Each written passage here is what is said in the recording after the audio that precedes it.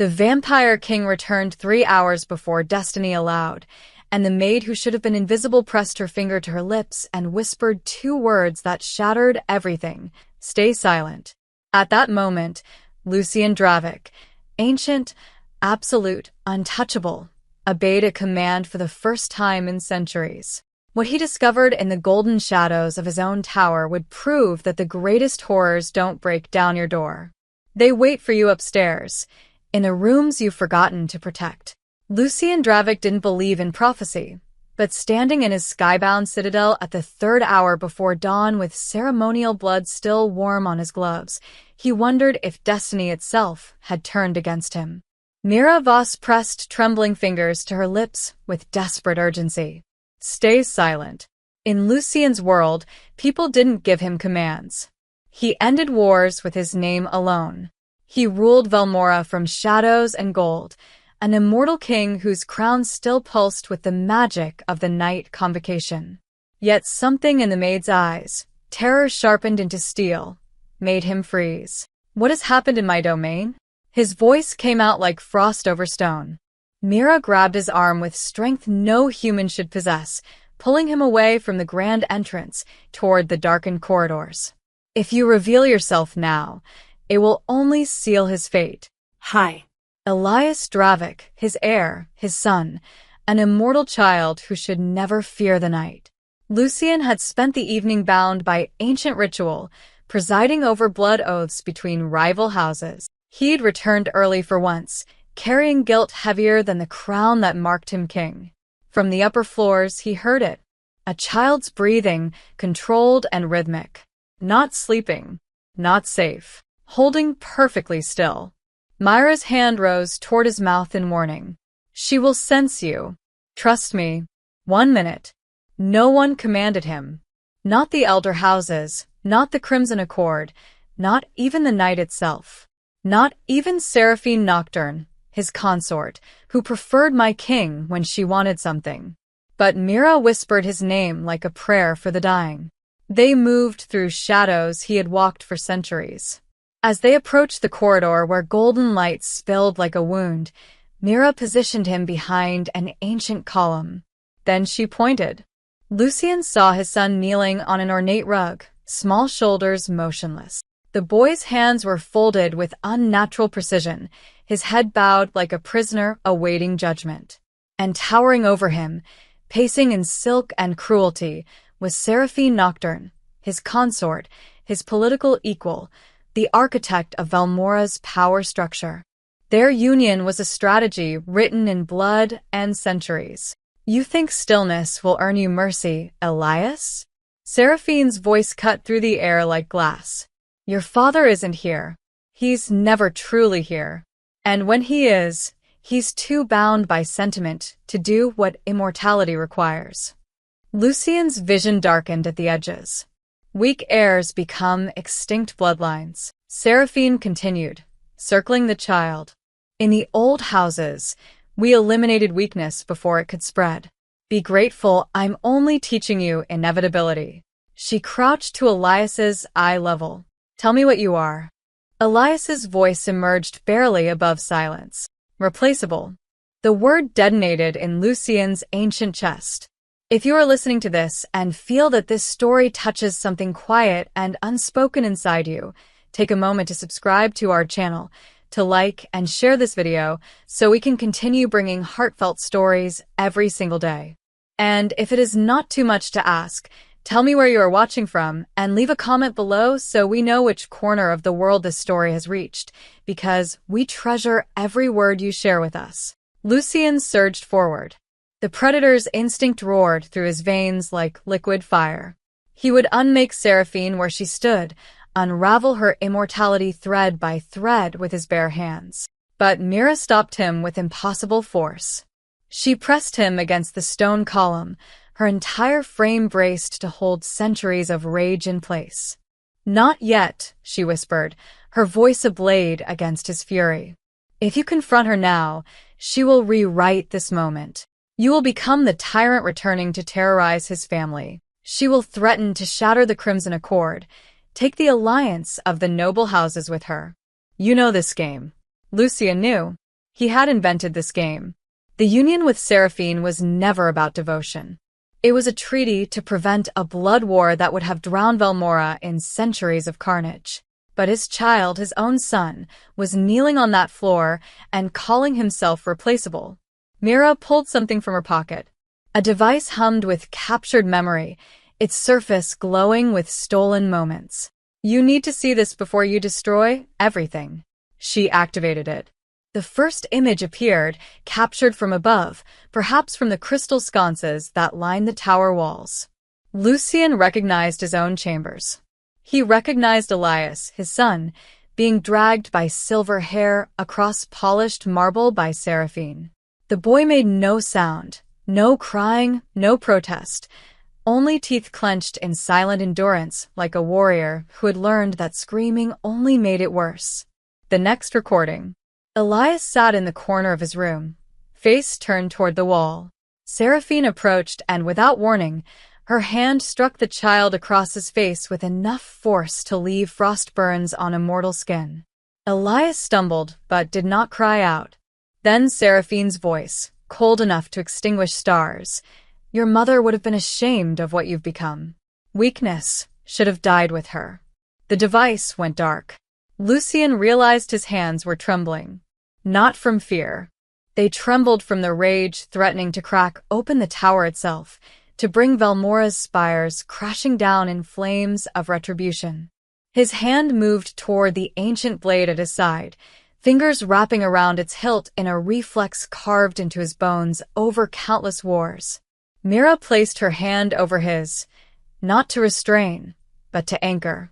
17 recordings like this, she said, her voice steady as stone. For months I have been documenting. She only does it when you're away.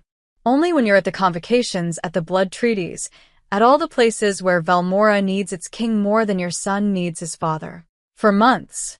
Lucien's voice emerged like the growl of something wounded beyond healing. For months. 120 days. Nearly 3,000 hours. His child had endured hell while Lucien believed his heir was safe behind warded walls. Mira nodded, her eyes showing not fear before his fury, but purpose. For months Seraphine Nocturne has been free to break him while you secured the realm. For months your son learned that silence is the only thing that keeps him alive. For months he waited for someone to notice. But no one came. Every word pierced through Lucien's chest like blessed silver. He was Lucien Dravik, the Vampire King. He had ended the blood wars. He had forged the Crimson Accord from the ashes of dying houses. He ruled the night itself. Yet he had failed to protect his own child. Why, he demanded, his voice fracturing. Why did you watch? Why did you record this? Who are you truly, Mira Voss? Mira looked at him, and in those dark eyes, Lucien saw something deeper than fear, something stronger than duty. He saw vengeance wearing patience as a mask. The one who has been waiting for you to return early for the past 4 months, she answered. The one who will tell you everything, but not yet. Right now, you need to remain hidden and witness, because what you've seen is only the surface of something far worse. Before Lucien could demand answers, a sound sliced through the darkness. A bell chimed from the ritual chamber below, its tone announcing the arrival of midnight, the hour when the hollow court's threshold could be opened.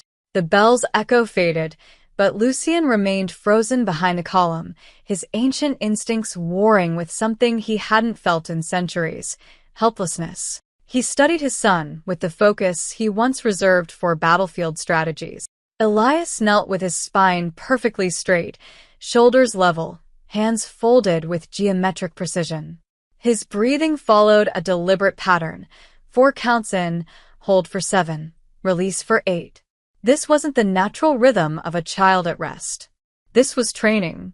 The boy's eyes remained fixed on a point 3 feet ahead, not on the floor, not on the walls, but on nothing. A technique Lucien recognized from his own brutal education centuries ago, taught to prisoners of the old houses to demonstrate absolute submission. His son had learned to make himself disappear. Watch his hands, Mira whispered, her voice barely a breath against Lucien's ear. Elias's fingers trembled almost imperceptibly, the only betrayal of the terror coursing beneath that manufactured stillness. But he didn't move, didn't shift, didn't seek comfort or safety. The rules are simple, Mira continued, her words precise as surgical cuts. Silence earns survival. Stillness earns mercy. Perfection earns the absence of punishment. He has learned there are no rewards in this tower, only graduated levels of pain he might avoid.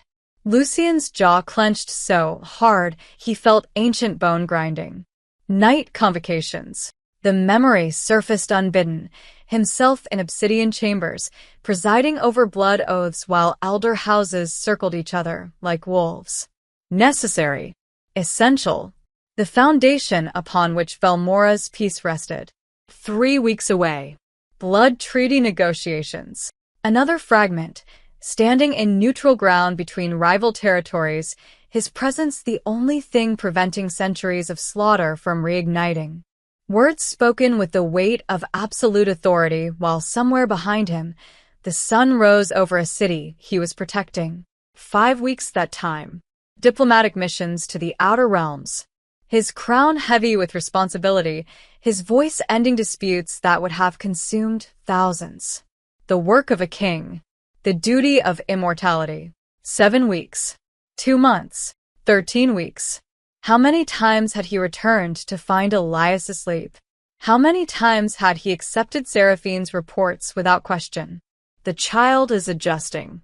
The heir is learning. All is well in your house, my king.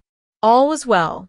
Lucien reached out with the oldest magic he possessed, the blood connection between sire and heir, the thread that should have hummed with life and recognition. He sent the gentlest pulse of presence toward his son, nothing that could be detected by wards or witnesses. A whisper in the dark. I am here. Nothing. Elias didn't flinch, didn't turn, didn't acknowledge. The connection struck dead air, like touching a mirror instead of reaching through it. He can't feel you, Mira said, and Lucien heard something like grief in her voice. She's severed the bond. Not permanently, but deeply enough that he no longer reaches for it. He tried in the beginning, called for you through the connection until his mind fractured from the silence. Now he doesn't try anymore. Lucien's vision blurred red at the edges. From somewhere below, Seraphine's voice drifted up through the tower like poison smoke. Control is not cruelty, it is necessity. She was speaking to someone, perhaps the night itself. Immortality demands strength. The old bloodlines survived because they understood this. Sentiment is a mortal disease. Her words echoed principles Lucien himself had once spoken. Principles that sounded righteous when applied to enemies, to politics, to the abstract machinery of power. But this wasn't abstract. This was his child, engineered into a breathing statue. Does he know? Lucien's voice cracked. He started again. Does Elias know I've returned? No, Mira answered. He won't dare hope for that. Hope makes the punishment worse when it's proven false. Lucien watched as Elias's left eye twitched, a microsecond of movement instantly suppressed. The boy's breathing pattern stuttered for half a count before resuming its mechanical rhythm. Even involuntary responses had been trained into submission. How long has he been kneeling there? Lucien demanded. Since sunset. 6 hours. Myra's voice carried the weight of witnessed horrors. This is what she calls meditation. Discipline of the flesh to strengthen the will. If he moves before she releases him, the meditation begins again. I've seen him kneel for 14 hours when she deemed his posture insufficiently perfect. 14 hours. An immortal child didn't need sleep like mortals did, but their bodies still felt pain, still cramped and ached, still suffering. This is merciful compared to last month, Mira continued, and Lucien heard her voice harden into something sharp as broken glass. Then, she decided Elias needed to learn consequence. She locked him in the meditation chamber, the warded one you built for magical containment, and left him there for 3 days. No light, no sound, no food, though he doesn't need it. Just darkness and silence, and the certainty that no one was coming. Lucien's hand moved to his chest, where something that hadn't been beaten in centuries suddenly ached. When she finally opened the door, Mira said, her words coming faster now, infected with barely controlled fury. He didn't run to her. Didn't cry. Didn't beg.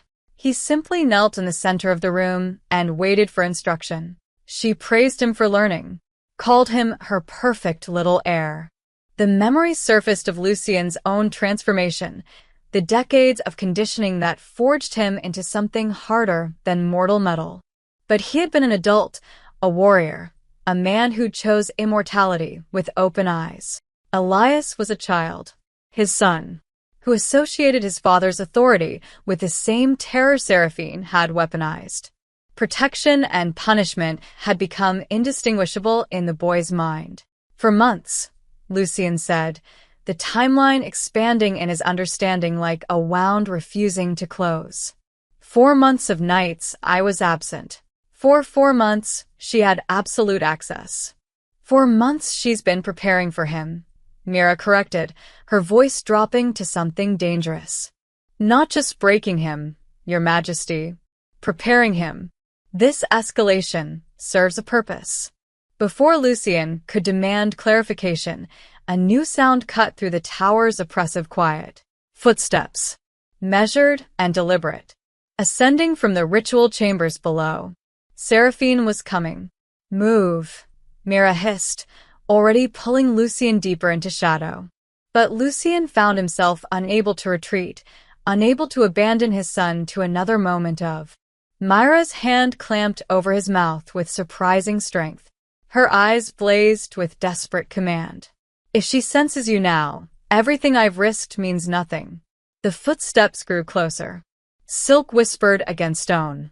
Lucien allowed himself to be pulled backward into the alcove behind the column, his body pressed against ancient stone as centuries of predatory instinct screamed at him to strike, to defend, to reclaim what was his. But he remained still, watching. As his consort entered the corridor, and his son didn't even raise his eyes to acknowledge her presence. Seraphine Nocturne entered the corridor like winter personified, elegant, inevitable, and utterly without mercy. She wore midnight silk that moved like liquid shadow, her silver hair coiled into a crown more intricate than the one Lucien had worn for centuries. Every step was calculated, her posture that of someone who had never doubted their right to command. Beautiful in the way ancient predators were beautiful, refined, symmetrical, and absolutely lethal. She stopped 3 feet from where Elias knelt, studying the child with the detached interest of a sculptor examining unfinished work. 6 hours and 43 minutes, she said, her voice smooth as poisoned honey. An improvement. Last week you shifted at 6 hours and 17 minutes. Do you remember what happened then? Elias's response came in a whisper barely audible even to Lucien's immortal hearing. I began again. You began again, Seraphine confirmed, circling him slowly. Because discipline without consistency is merely cruelty. I am not cruel, Elias. I am preparing you for eternity. From his hidden vantage point, Lucien felt Myra's hand tighten on his arm, a silent reminder. Watch. Wait. Understand. Tell me the lesson, Seraphine commanded, her tone sharpening. Control is survival, Elias recited, his voice empty of inflection. Weakness invites extinction. The old bloodlines endured because they understood sacrifice. And what are you? A pause. Barely a heartbeat. Unproven. Seraphine's lips curved into something that might have been mistaken for a smile in better light. Unproven. Yes. Your father built an empire on strength, on absolute certainty. He brokered the Crimson Accord because the elder houses respected his capacity for necessary violence. She crouched to Elias's eye level, her hand reaching out to lift his chin with fingers that looked gentle but forced the boy's head up at an angle that must have strained. You carry his blood, but blood alone proves nothing. Do you understand? Yes, Lady Nocturne. Lady Nocturne, she repeated, releasing him. Not mother. Not when you haven't earned such intimacy. Your mother was weak, Elias. She loved too easily, felt too deeply. That softness is what killed her. I won't allow her to fail to infect you. Lucien's jaw clenched so hard he tasted copper. The lie was perfect. His first consort had died in childbirth, a tragedy even immortality couldn't always prevent. But Seraphine had rewritten that grief into a weapon, transforming loss into evidence of genetic inadequacy. During your father's absence, I have ruled Velmora, Seraphine continued, rising to pace the corridor. The elder houses look to me for guidance. The Crimson Accord's quarterly reconciliations answer my authority. Do you know why they respect me, child? Because you do what is necessary. Because I do what is necessary, she echoed. While your father plays politics and manages treaties, I ensure Velmora's foundation remains unshakable. The ancient rituals that keep our bloodlines pure, the consecrations that maintain our connection to true power, these responsibilities fall to me. Ancient rituals. Consecrations. The words hung in the air like incense from a forbidden altar. Mira leaned closer to Lucien, her whisper barely a vibration against his ear. She has claimed authority over the blood sanctum. Says it's traditional for the consort to maintain spiritual protection while the king manages temporal power. The blood sanctum. Where the oldest magics were kept locked, where treaties were sealed in ceremony, where the barriers between Velmora and the spaces beyond remained warded, where someone with access and knowledge could do things even a king might not notice. You will inherit this responsibility, Seraphine told Elias, her voice taking on a cadence that felt rehearsed, ritualistic. But first, you must be remade, forged in discipline until there is no weakness left to exploit. Can you be reforged, Elias? I will be whatever you require me to be. Seraphine nodded, apparently satisfied. Good. Tomorrow we resume the convergence studies. Your connection to the old powers remains frustratingly dormant. We'll need to push harder. She turned toward the door to Elias's chambers, producing a key from somewhere within her robes. The lock clicked with the finality of a vault ceiling. Rest now, she commanded. Tomorrow's lessons will be particularly demanding. As Elias rose on trembling legs and walked toward his prison, Seraphine remained in the doorway. Her head tilted slightly, as though listening to something beyond normal perception. Lucien felt it then, a subtle pulse of magical attention sweeping the corridor like invisible fingers. Monitoring wards. Sound detection spells were woven so finely he'd nearly missed them. Mira had been right. The tower was listening. Seraphine seemed to find nothing amiss. She followed Elias into the chamber, and for several minutes, Lucien could hear only muffled sounds, drawers opening, fabric rustling, the clink of glass. Then Seraphine emerged alone, locking the door behind her. She stood there for a moment, one hand pressed against the ornate wood. Her lips moved in what appeared to be a blessing or protection ward, standard enough. But then her voice dropped to something barely above silence, and the words she spoke made every instinct in Lucien's ancient body scream warning. The threshold opens at the new moon, Seraphine whispered to the locked door. 3 more cycles, little vessel. Then the hollow court will finally have what it requires, and Velmora will transcend Lucien's limited vision. She traced a symbol on the door that flared briefly with light the color of dying stars, a mark Lucien recognized from histories that should have been buried with the first bloodlines. The Hollow Court. The name alone carried enough weight to crack foundations. Exiled immortals who'd been cast beyond the veil centuries ago for attempting to unmake the natural order. Entities without form, without flesh, hungering for embodiment. They'd been forbidden. Erased from the Crimson Accord. Their very names are stricken from official memory. And Seraphine Nocturne, his consort, the political heart of Velmora, was whispering to them through his son's locked door. Seraphine's footsteps faded down the spiral staircase, leaving only the oppressive silence of enchanted stone and locked doors. Lucien remained frozen, his mind replaying those whispered words until they carved themselves into his consciousness, like a blood oath written in fire. The hollow court. Myra's hand finally released his arm. When he turned to face her, the trembling servant who had stopped him at the threshold was gone.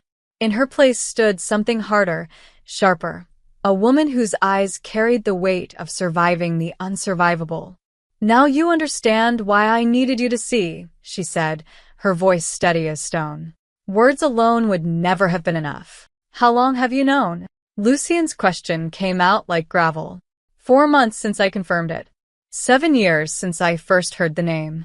Mira moved toward the alcove where moonlight couldn't reach, gesturing for him to follow. "My family served the Nocturne House before Seraphine's union with you. We were archivists, keepers of the old records. Invisible. Trusted."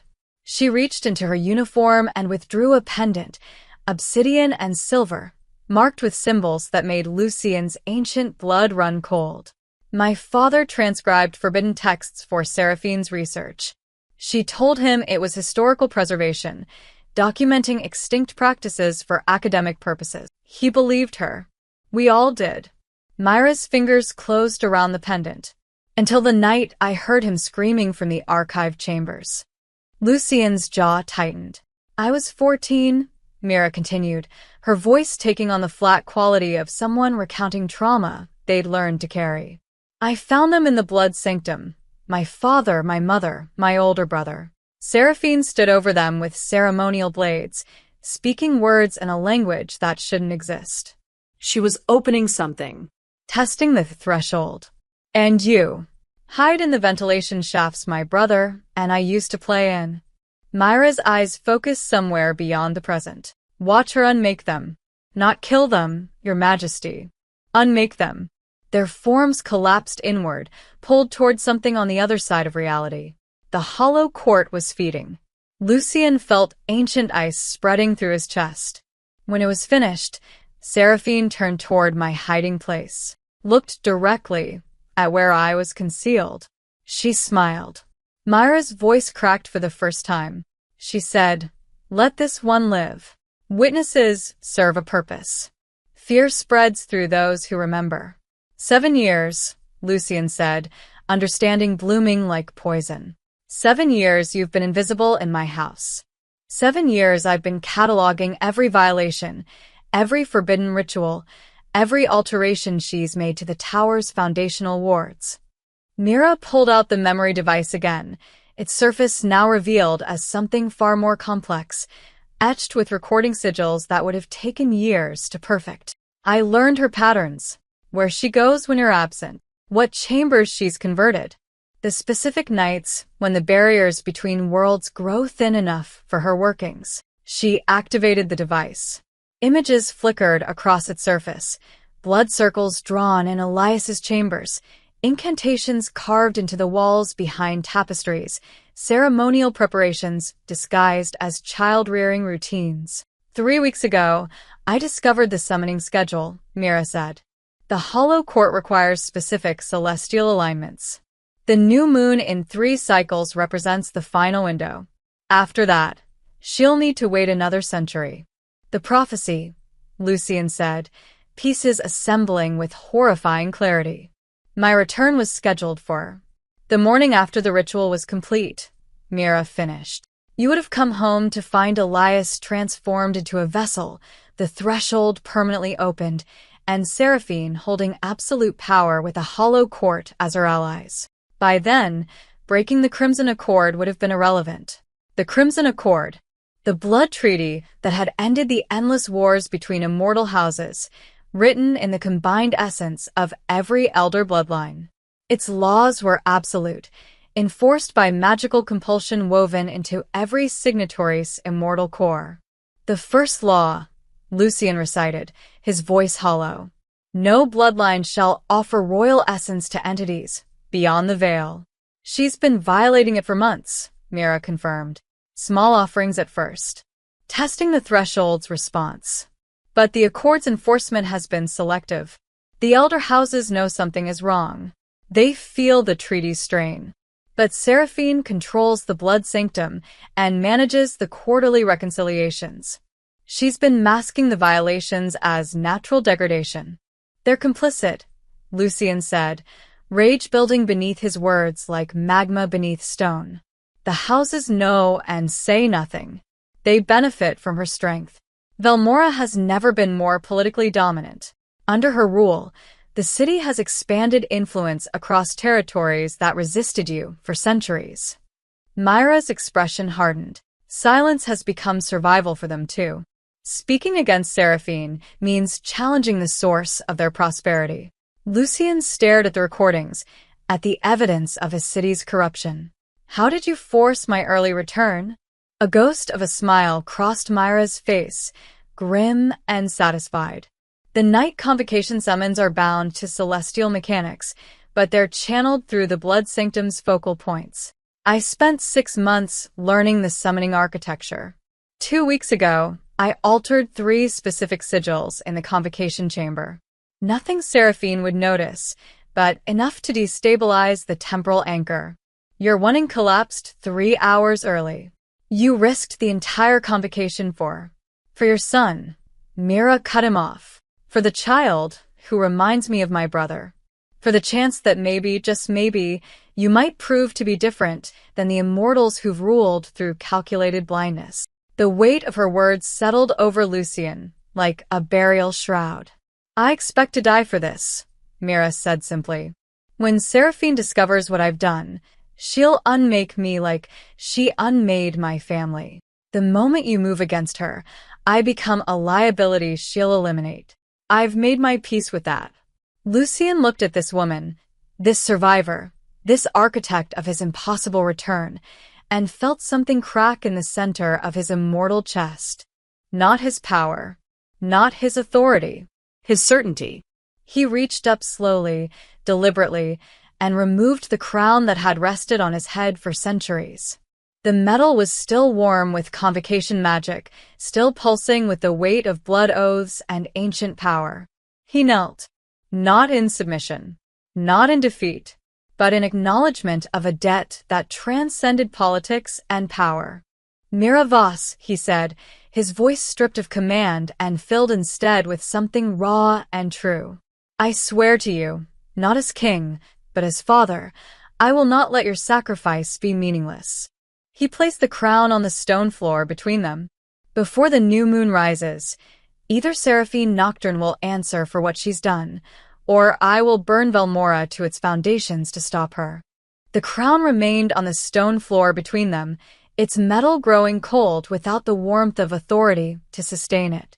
Lucien rose slowly, his oath still hanging in the air like smoke from a funeral pyre. I need to verify everything, he said, though the words felt like betrayal even as he spoke them. Not because I doubt you, but because when I move against Seraphine, there can be no uncertainty. Mira nodded, understanding in her eyes. The blood sanctum? My own blood, Lucien corrected. The Crimson Accord isn't just a treaty. It's written into every signatory's immortal essence. Our blood remembers what our minds might forget or choose to ignore. He moved to the alcove's deepest shadow and drew the ancient blade from his side. The metal was older than Velmora itself, forged in fires that had consumed the battlefields of the first immortal wars. He pressed its edge to his palm, and immortal blood welled up black as night under moonlight. The incantation came from memory carved deeper than bone. Words in the first language, spoken before humans learned to fear the dark. His blood began to glow with inner light, and within that light, memories surfaced, not his own, but those of the Accord itself. Mira watched in silence as Lucien's eyes unfocused, his consciousness diving into the blood connection that bound every elder house to the treaty's foundation. The Accord as it was written. Clauses burning with absolute authority. No royal blood to entities beyond the veil. No summoning of the exiled court. No threshold breaches within sanctified territories. But as Lucien pushed deeper, he found something wrong. The memories stuttered and skipped like corrupted text. Whole sections felt thin, translucent, as though someone had been carefully eroding them from within. He found the alterations, subtle at first. A word changed here, a clause softened there. Modifications so gradual that the Accord's enforcement magic accepted them as natural evolution rather than deliberate corruption. The work of decades, possibly centuries. And then he saw the signatures. Not just Seraphine's essence woven through the alterations. Others. 3 elder houses had contributed their blood to these changes, their combined power enough to mask the violations from casual inspection. House Corvain, House Eldreth, House Mordain, the oldest bloodlines, the most traditional families, the pillars of Valmora's political structure, all complicit. Lucien pulled back from the blood memory, gasping like a drowning man breaking the surface. She has allies. 3 of the founding houses. I know, Mira said grimly. House Corvain controls the eastern territories. House Eldreth manages the blood trade routes. House Mordain oversees the military academies, together with Seraphine's influence. They control half of Valmora's infrastructure, Lucien finished. Moving against her means civil war. Or it means saving your son. The choice crystallized with brutal clarity. Politics or blood. Empire or heir. Show me the hollow court, Lucien commanded. Everything you know. Mira activated another section of her device. Text appeared, fragments from forbidden archives, testimonies from the before times when the hollow court still walked in flesh. They were the first immortals to attempt transcendence, Mira read aloud. Not content with eternal life, they sought to become eternal consciousness, pure thought without physical limitation. The ritual failed catastrophically. Their bodies dissolved, but their minds remained, trapped between existence and void. Unable to touch the physical world, unable to fully die. Hungering for embodiment. And they need uncorrupted royal blood, Mira confirmed. Blood that carries the original immortal essence, undiluted by centuries of dilution. Elias is pure lineage, your blood, Seraphine's blood, both from founding houses. He's perfect. The word perfect in this context felt obscene. The new moon, Lucien said, mind racing through calculations. 3 cycles. That's 11 days, Mira finished. The ritual requires 3 nights of preparation, then the summoning on the new moon itself, which means she'll begin the preparatory ceremonies in 8 days. 8 days. Just over a week to dismantle a conspiracy that had taken years to construct. I'm taking Elias. Now. Lucien moved toward the locked door with predatory purpose. I'll break the wards, carry him out of Valmora, hide him where... Stop. Mira grabbed his arm with desperate strength. The wards on his chamber aren't just locks. They're attuned to your blood specifically. If you try to break them, every alarm in the tower will trigger. Seraphine will know instantly. Then I'll fight through whatever comes. She's had years to prepare contingencies. Mira pulled up another recording, this one showing the tower's ward architecture in glowing lines of power. Look. The entire structure is interconnected. Touch one ward wrong, and the tower seals itself. Every exit barred, every window warded, every threshold locked. You'd be trapped here with her, and she'd have legal justification under the Crimson Accord to defend her authority in your absence. Lucien stared at the web of magical defenses his consort had woven through his own home. Each ward connected to the next, the whole system a trap waiting to spring shut. There has to be a way. A sound cut through the tower, distant but clear. The chime of an alarm ward, subtle, easily missed unless you knew to listen for it. Myra's face was drained of color. No. Not yet. She shouldn't be checking the... Another chime, closer this time, then another. She's inspecting the peripheral wards, Mira whispered, horror creeping into her voice. Something made her suspicious. Lucien realized with sick certainty what had triggered it. His blood magic. The Accord communion he'd performed left traces in the ambient magic field. Seraphine would sense the disturbance, and recognized the specific resonance of treaty invocation. She would know someone had been examining the Accord's foundation. How long? Lucien demanded. Minutes. Maybe less. Mira was already moving, pulling him toward a service passage. You need to reach the secondary archive before she locks the tower. If she seals it with you outside Elias's wing, you'll never reach him in time. They ran through shadows, Lucien's immortal speed hampered by the need for silence. Behind them, he felt the tower's magic stirring like a beast awakening. Wards activating in sequence, defensive protocols engaging. They reached the archive entrance just as the first locks engaged. Mira shoved Lucien through the doorway and pressed a key into his hand. The lower vault. Third shelf. Red binding. Everything I've gathered. Her eyes were wide with fear, but steady with purpose. Don't let it be for nothing. Come with. The door slammed shut between them. Through the wood, Lucien heard the heavy grinding of magical locks engaging. Then came the sound he'd been dreading, the deep, resonant tone of the tower's master ward activating. The citadel of Valmora sealed itself. Lucien pressed his hand against the door, feeling the magic pulsing through every stone, every threshold, every passage. The entire structure had become a prison, and somewhere within it, his son slept in a locked room while his consort wove rituals that would unmake him.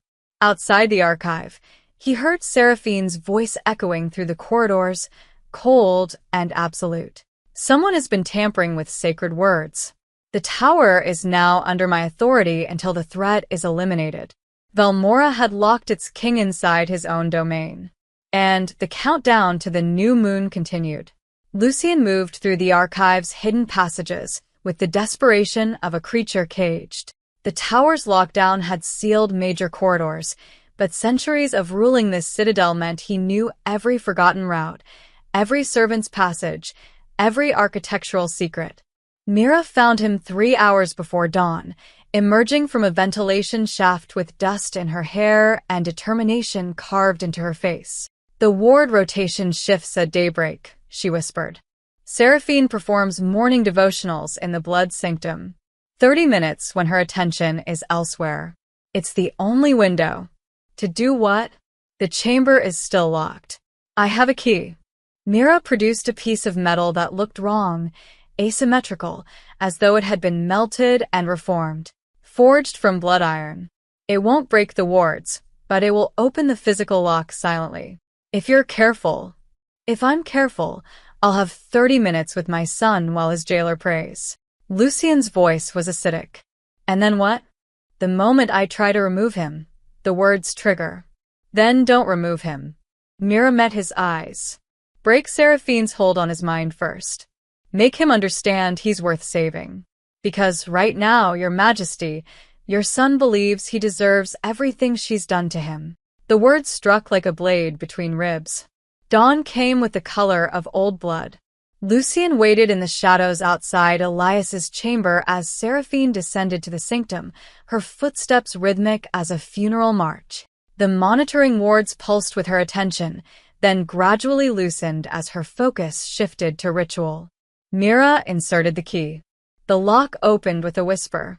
Inside, Elias sat on the edge of his bed, still dressed in yesterday's clothes, spine straight even in supposed privacy. He didn't turn at the sound of the door opening. Didn't react when Lucien stepped into the room. Elias, Lucien said, his voice barely above a whisper. The boy's shoulders tensed fractionally. Nothing else moved. It's your father. Still nothing. The child's training held like chains forged from fear. Mira touched Lucien's arm gently, guiding him to kneel on the floor before his son, lowering himself to the child's eye level rather than towering above. The position felt foreign, vulnerable. Kings didn't kneel before children, but fathers did. Elias, Lucien said again, softer now. You don't have to be silent. Not with me. The boy's breathing remained controlled. For counts in, hold for 7, release for 8. Mechanical. Survived. He won't believe you're real, Mira whispered, kneeling beside Lucien. Seraphine has used illusion magic before. testing him, showing him visions of rescue that turned into punishment when he responded. Horror bloomed fresh in Lucien's chest. "Elias," Mira said gently, "your father has returned early from the night convocation. This is not a test. But you don't have to believe me yet. You can just listen." Something in the boy's posture shifted infinitesimally. "Can you tell your father the rules?" Mira asked. "The ones Lady Nocturne taught you?" A long pause. Then, in that hollow whisper, "Silence is survival." "What else?" Mira encouraged. "Stillness is mercy." Elias's voice was barely audible. Perfection is the only thing that prevents worse." "Worse than what?" Lucien forced himself to ask. "Than what I deserve." The words detonated in the room's quiet.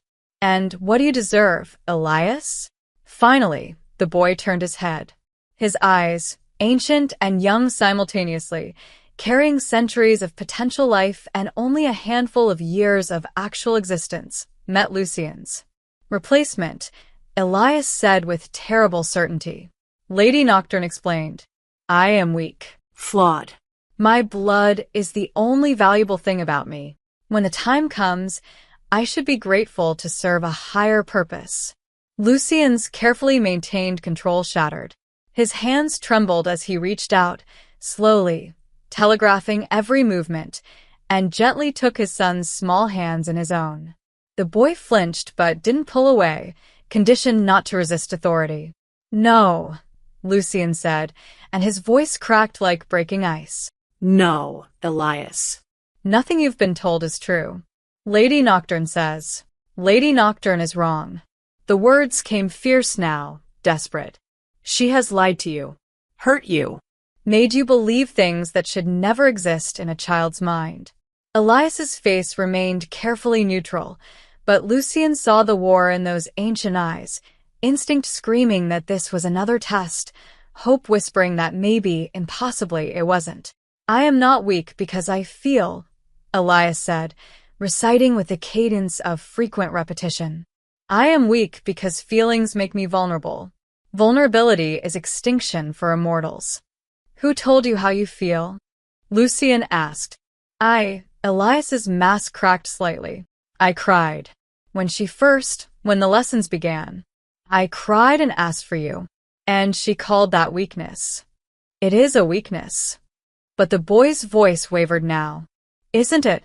Lucien felt something inside his chest, something that hadn't moved in centuries, break open.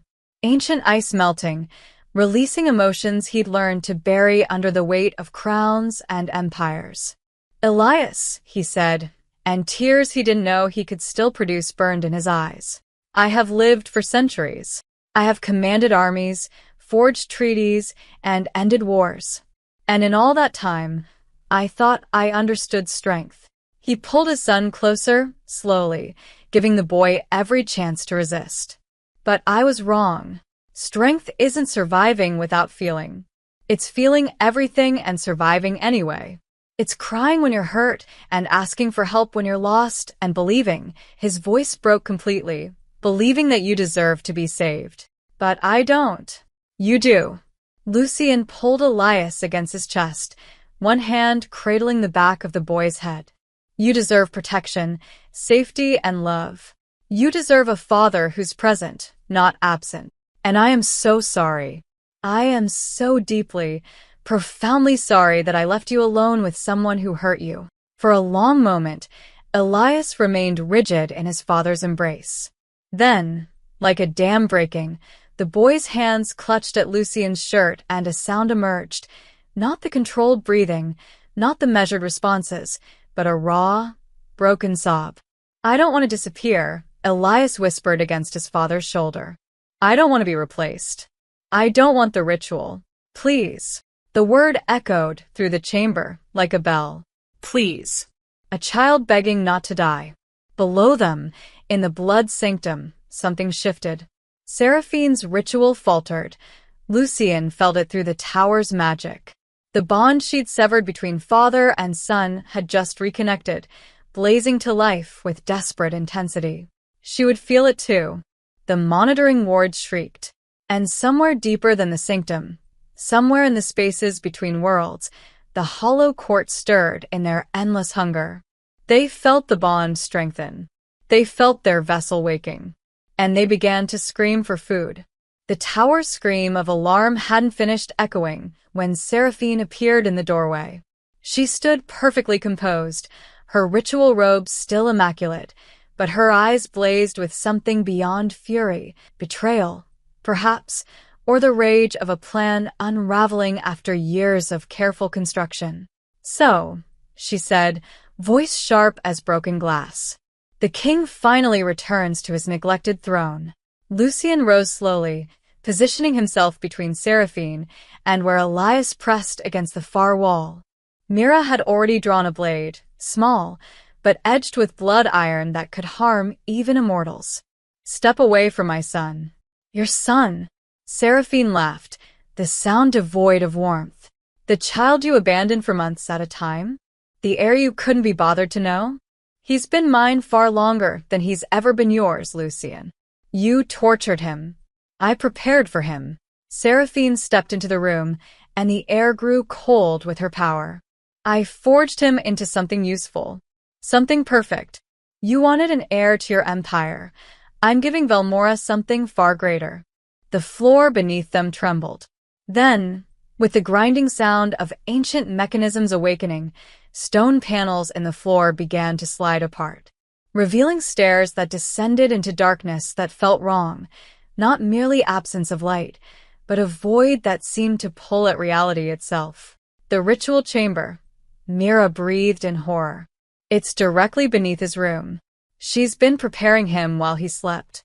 While he breathed the incense of opening," Seraphine confirmed. "While he dreamed the dreams I fed him. Every night for 4 months, his essence has been marinating in threshold magic. He's already halfway transformed Lucien. The hollow court has been tasting him in his sleep." Elias made a sound, small, broken, terrified. "You're insane," Lucien said, but even as the words left his mouth, he understood this was worse than madness. This was ambition without limit, power worship stripped of all constraints. "I'm a visionary." Seraphine gestured, an unseen force yanked Elias from the wall, dragging him toward the stairs. "You built Velmora on compromise and treaties. I will build it on absolute dominion. The hollow court will grant us power beyond anything the Crimson Accord ever imagined." "They'll consume you," Lucien snarled, lunging forward. Seraphine's magic met him like a wall. The impact sent him crashing back, and in that moment, she descended the stairs with Elias floating behind her, trapped in her telekinetic grip. "Come then, husband," she called from below. "Watch what your absence created." Lucien and Mira plunged down the stairs into a chamber that shouldn't exist, a vast space carved from living rock, its walls covered in symbols that hurt to look at. At the center, a circle of mirrors stood arranged in ritual formation, each one reflecting not the chamber, but something else. Something hungry. The hollow court stared out from those mirrors. Not with eyes, they had no eyes, but with presence that made mortal souls scream. Consciousness without form, thought without flesh, hunger without end. And they were speaking, not in words, but in impressions that crashed against Lucien's mind like waves. Vessel. Blood. Gateway. Flesh. "You see?" Seraphine stood at the circle's edge, holding Elias suspended above the mirrors. "They've waited centuries for this. Pure royal blood, freely given. He's a child." Lucien roared, his voice shaking the chamber. "He cannot freely give anything. He doesn't need to." Seraphine's expression was almost pitiful. "That's the beauty of it, Lucien. He's already prepared. The threshold recognizes him. The hollow court has already accepted his essence. In 3 nights, during the new moon, they will complete the crossing. Elias's body will become their anchor, and through him, they will grant me power to reshape Velmora into something magnificent. He'll die. He'll transcend." Seraphine corrected. "His consciousness will merge with theirs. He'll become eternal in ways even we cannot imagine. It's an honor. It's murder. Mira screamed and lunged. Seraphine's hand moved casually, and force struck Mira like a hammer. The woman flew across the chamber, struck stone, and crumpled. Lucien felt rage beyond anything he'd known in centuries, beyond war, beyond blood feuds, beyond every battle that had forged his legend. This was primal, absolute, the fury of a father watching his child offered to monsters. He unleashed everything. The chamber exploded with his power. The stone cracked. Mirrors shattered. The very air ignited with magic, so raw it began eating through reality's fabric. But Seraphine was ready. She'd been planning this confrontation for years. Her counterspells were already woven into the chamber's foundation, drawing power from the threshold itself. Their magic collided in the center of the ritual space, and the backlash created a shockwave that nearly collapsed the tower above them. "You cannot stop this," Seraphine hissed through the maelstrom. "The Elder Houses support me. The Crimson Accord is already broken. Velmora has chosen its future, and it chose me. Then Velmora chose damnation." But even as Lucien fought, he felt the chamber's terrible truth. Seraphine was right. The ritual was too far advanced. Elias's essence had been soaking in threshold magic for months. The hollow court had already begun weaving themselves into his immortal core. Across the chamber, Mira struggled to rise, blood streaming from her temple. She crawled toward where Elias hung suspended, reaching out with desperate hands toward a child she'd sworn to protect. "Elias," she screamed. "Fight it. You are not replaceable. You are." Seraphine's magic lashed out, wrapping around Myra's throat. Enough of the help. The woman's eyes bulged. Her fingers clawed at an invisible force crushing her windpipe. And Lucien faced the impossible choice: save Mira and lose Elias to the completion of the binding, or press his attack and watch an innocent woman die for her loyalty. In that moment of hesitation, Seraphine smiled. "You see? This is why you could never rule absolutely. Sentiment makes you weak." She released Mira, letting her collapse gasping, and turned her full attention to the ritual.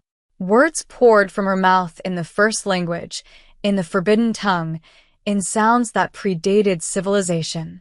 The mirrors began to glow. The hollow court pressed against the threshold, their hunger building to crescendo.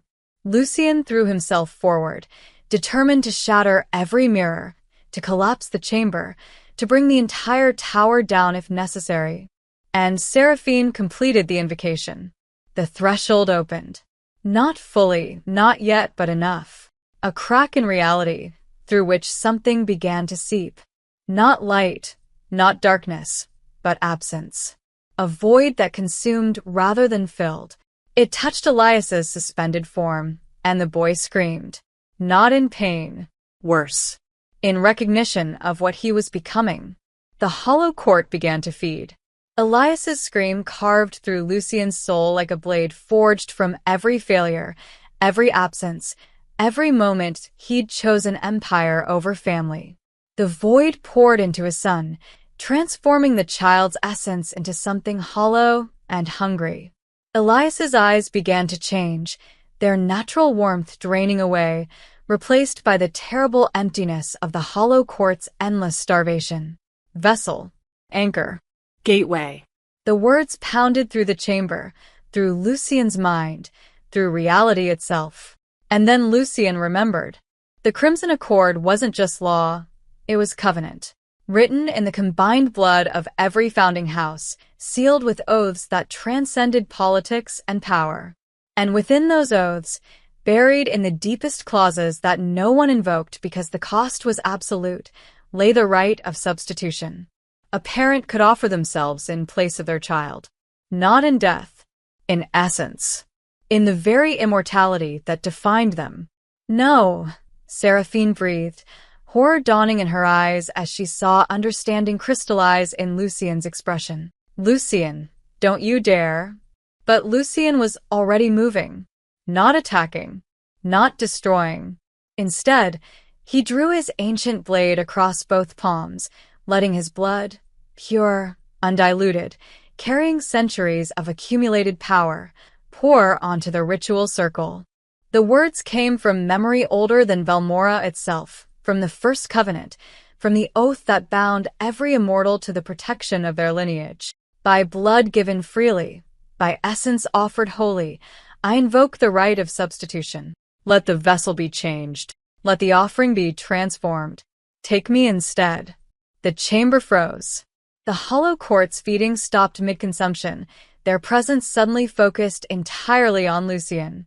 He felt their tension like pressure enough to crack mountains, their hunger suddenly redirected from child to king. Impossible, they whispered through the mirrors. This was not the bargain.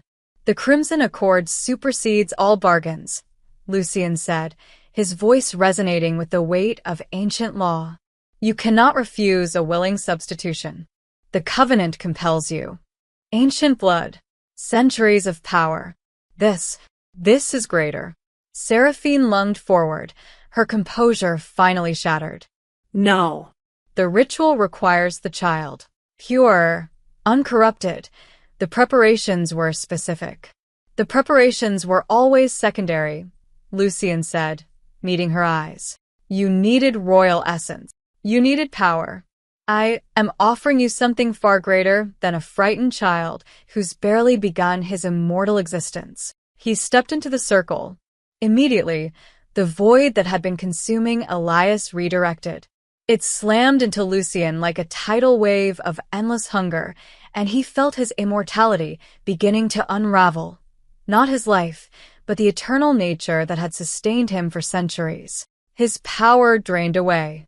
The magic that had made him unkillable, that had kept him unchanged through ages of warfare and politics, began flowing into the threshold. The hollow court screamed with satisfaction. Stop. Seraphine's voice cracked with desperation. She threw herself at the circle's edge, trying to break the invocation. You don't understand. Without your immortality, you'll age. You'll become mortal.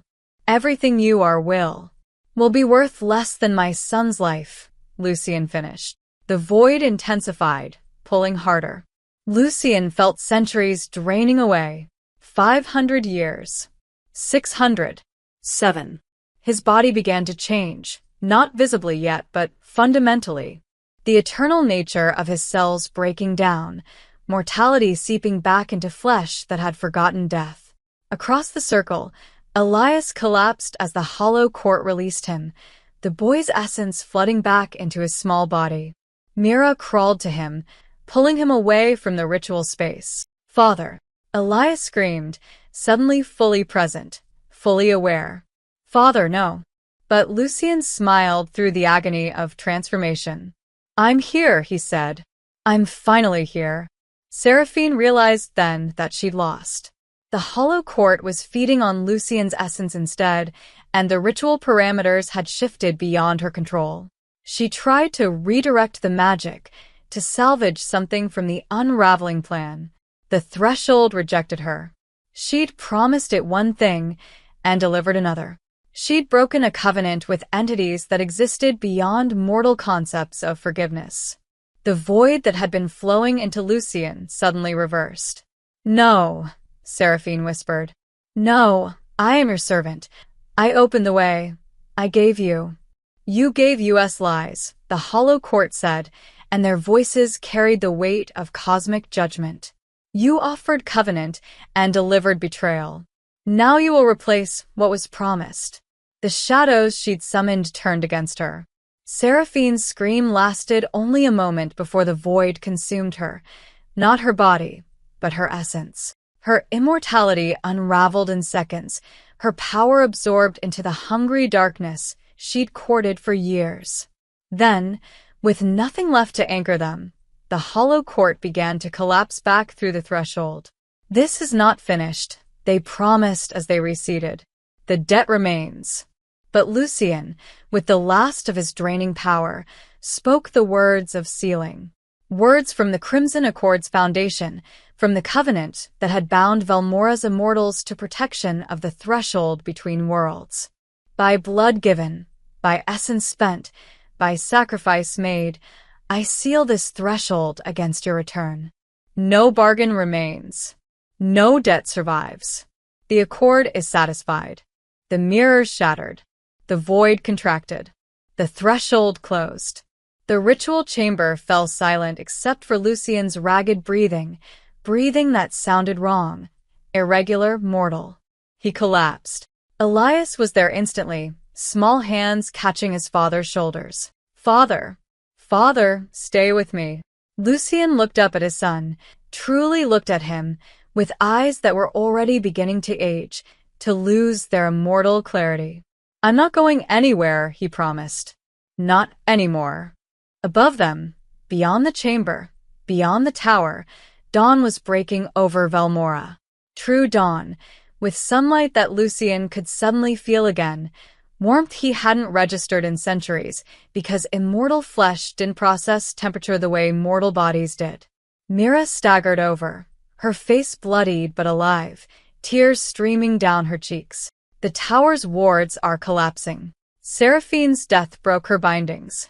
We need to move. Help me, Elias said, trying to lift his father. Together, they pulled Lucien to his feet. He stumbled, his balance off, his strength a fraction of what it had been. His heart was beating, truly beating, working to circulate blood through a body that now required such mechanisms. They climbed the stairs slowly, leaving behind the shattered mirrors and the fading echoes of entities that had almost consumed everything.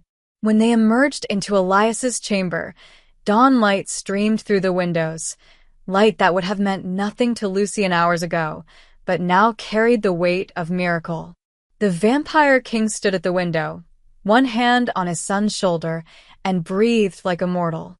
Mortal. Finite. Alive. The news of Seraphine Nocturne's death spread through Valmora like wildfire through dead wood, swift, consuming, transforming everything it touched. By sunset of that first day, the elder houses had convened an emergency session. House Corvain, House Eldreth, House Mordain, the conspirators who'd helped corrupt the Crimson Accord, arrived with calculated expressions of shock and carefully rehearsed ignorance. Lucien met them in the grand hall, and they stopped cold when they saw him. He looked different. Not visibly aged yet. Mortality took time to etch itself into immortal flesh, but something fundamental had shifted. His presence no longer carried the weight of eternity. He moved like someone aware of time's passage, spoke like someone who understood endings. She acted alone. House Corvain's patriarch began, the lie smooth as silk. We had no knowledge. Stop. Lucien's voice was quieter than before, but somehow more absolute. He placed a document on the table between them. Evidence Mira had gathered, blood signatures proving their complicity. You have two choices. Confess your involvement and submit to a court arbitration, or I release this to every house in Valmora and let them decide your fate. The silence that followed was exquisite in its terror. We were persuaded. House Eldreth's representative finally admitted. Seraphine promised expanded territories, increased influence. We didn't know the full extent. You knew enough. Lucien's eyes, still ancient despite his mortality, held them pinned. You felt the accord fracturing and said nothing. You benefited from violations that should have revolted you. That ends now. Within 3 days, the Crimson Accord had been rewritten. The elder houses gathered in the blood sanctum, cleansed now, purified of threshold corruption, and one by one, they renewed their oaths. This time, the clauses were explicit, unambiguous, reinforced with detection magic that would alert all signatories to any future violations. And this time, there was a new clause. The protection of heirs supersedes political convenience. Any house that harms a child of the blood answers not to law, but to every other house united. Elias stood beside his father during the ceremony, small and quiet, but no longer invisible. When it was finished, Lucien found Mira in the archives where she'd spent 7 years documenting horrors no one else would see. The elder houses are prepared to offer you formal recognition, he said. Noble status, land, position on the Accord Council. Name your price for what you've done. Mira looked up from where she was gathering her few possessions and smiled, tired, but genuine. I want to leave Velmora. Lucien blinked. Leave. I spent 7 years trapped in this tower, watching evil flourish because I was too afraid to act until the very last moment. She closed the bag she'd been packing. I don't want power, Your Majesty. I don't want recognition. I want to go somewhere that doesn't know my family screams, somewhere I can remember them without seeing the place where they died. Where will you go? I don't know yet. Mira shouldered her bag. But I think that's the point. For the first time since I was 14, I get to decide my own future. Lucien understood. Freedom sometimes looked like departure, not reward. If you ever need anything, I know where to find you, Mira said. Then, impulsively, she stepped forward and hugged him. Brief, fierce, the embrace of someone who'd fought beside him in ways that transcended class or custom. Take care of him. He's braver than either of you know. Then she was gone, disappearing into the dawnlit streets of Velmora with nothing but a bag and the freedom to finally be invisible by choice rather than necessity. The weeks that followed brought transformation of a different kind. Lucien restructured his entire approach to rule. The night convocations became shorter, bound by specific time frames. Blood treaties were negotiated closer to home, with provisions for his presence in Velmora. He delegated responsibilities he'd once hoarded, trusting other houses to manage what he'd insisted only he could handle. His absence had created the conditions for horror. His presence became the foundation for healing. Elias began to change too, slowly, carefully, like a plant that had grown in darkness finally reaching toward light. The rigid posture softened. The controlled breathing became natural. The silence transformed from a survival mechanism into genuine peace.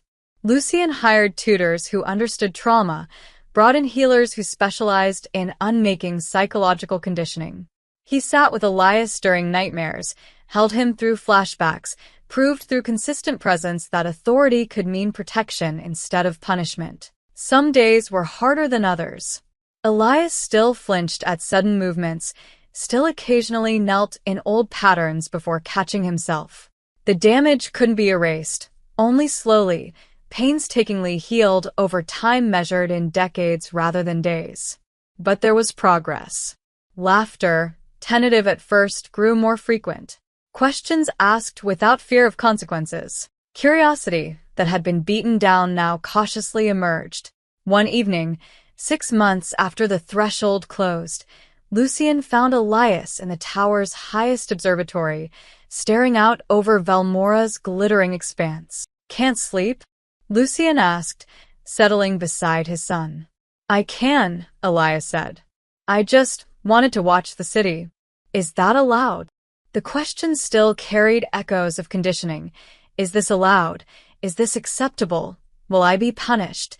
But it was asked with hope rather than dread. "You never need permission to exist, Elias," Lucien said gently. "This is your home. These are your hours. You're allowed to fill them however you choose."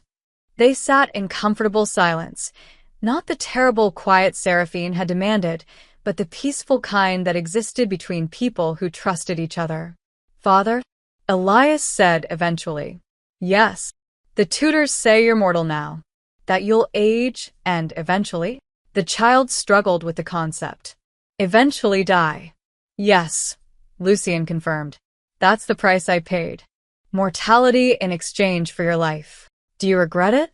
Lucien looked at his son, really looked at him. Saw the child who'd learned to disappear learning instead to take up space. Saw fear transforming into courage, silence becoming voice, worthlessness replaced by slowly rebuilding self-worth. "Not for a single second," he said. Elias leaned against his father's side, and Lucien wrapped an arm around the small shoulders that no longer had to stay perfectly straight. Below them, Velmora continued its eternal dance, lights flickering, people moving through streets they believed safe because someone, somewhere, had chosen sacrifice over power. The city didn't know what had happened in the threshold chamber, didn't understand the price paid in that ritual circle. They simply lived, unaware that their continued existence had balanced on the edge of a father's desperate gamble. And that was fine. Let them be unaware. Let them live without knowing how close extinction had come. Lucien had learned that true power wasn't commanding through fear or ruling through absence. It was being present for the moments that mattered, protecting what deserved protection, and understanding that sometimes the greatest strength was admitting you'd been wrong. The silence used to scare me, Elias whispered. When it got too quiet, I knew something bad was about to happen. And now? Lucien asked. Elias was quiet for a moment, listening to the peaceful hush of night, to the distant sounds of the city, to his father's breathing beside him, steady, mortal, present. Now it just means we're safe, he said. Lucien pulled his son closer. Watching dawn approach over the city, he'd almost lost, feeling his heart beat with the rhythm of something finite and precious and finally, truly alive. Silence no longer meant obedience. It meant safety.